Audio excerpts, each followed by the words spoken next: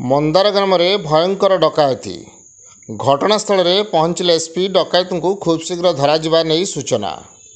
ढेंकानाल जिला गौंदिया थाना मंदार ग्राम महेश्वर दास घर डकायती घटनास्थल में ढेंकानाल एसपी अभिनव सोनकर पहुंची तदारख करने सहित घटनार खूब शीघ्र पर्दाफाश कर गतकाली विलंबित राति महेश्वर दास एवं तांको स्त्री और दुई पुओं सह शोइथिया बेले डकायत माने हाथ में मांस कटा जाउथुवा चापड़ भुजाली छुरी कटुरी बम धरी प्रथमे भयभीत करी समस्त हाथ गोड़ बांधी दे मुहर प्लास्टर मारी महेश्वर एवं तांको स्त्री को माड मारी तंटी चिपी देथिले।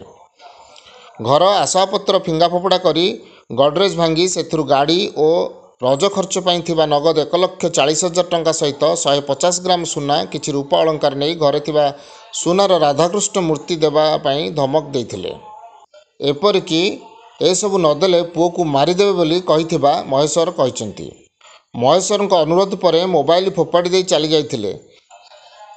बहु कष्ट पिला इशारा करी बंधनमुक्त पर फोन ने समस्त को खबर देथिले। खबर पाई घटनास्थल में गौंदिया थाना अधिकारी शांतनु कुमार प्रधान सहर एसडीपीओ रमेश चंद्र डोरा डॉग स्क्वाड साइंटिफिक टीम पहुंची तदंत आरंभ करथिया बेले ढेंकानाल एसपी अभिनव सोनकर पहुंची अधिक तदंत जारी रखिछंती। महेश्वर दास आम घर सब राति काली पशिक चोरी कर देइचंदी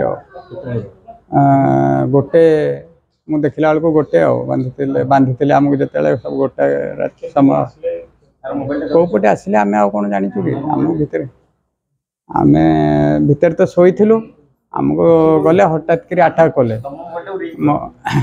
हठात कर अटैक कर मो मुहरे जे जो पेस्ट पकईदे कि पछारे गामछारे बांधीदे मैडम भी से आम स्त्री बांधेले मो छुआटा को बांधे बाड़ेले तेणु एमती आम बांधे चाबी मागिले कहले ना तुम पुआ को हाणीदेव ये छुआ को हाणीदेव सेठू पुआ को गोटे सी थे 4 जन।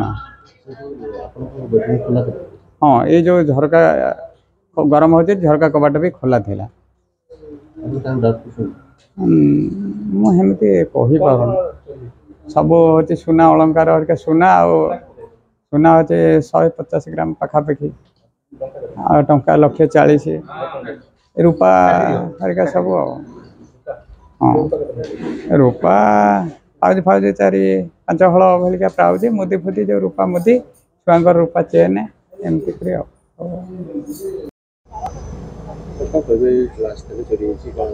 आज सकाल आम खबर पाइलु महेश्वर दास घरे गोटे 4 जन पशिक सुना गहना नहीं जाइछंती। हमरो वर्तमान इन्वेस्टिगेशन आरंभ हो जाइए। साइंटिफिक टीम पहुंची जाइछंती डॉग स्क्वाड पहुंची जाइछंती अन्य प्रमाण में संग्रह करूछु और या बहुत शीघ्र इन्वेस्टिगेशन करिके रिकवरी कर देबो। Dhenkanal Soumyaranjan Mahanti report Nagaraj news.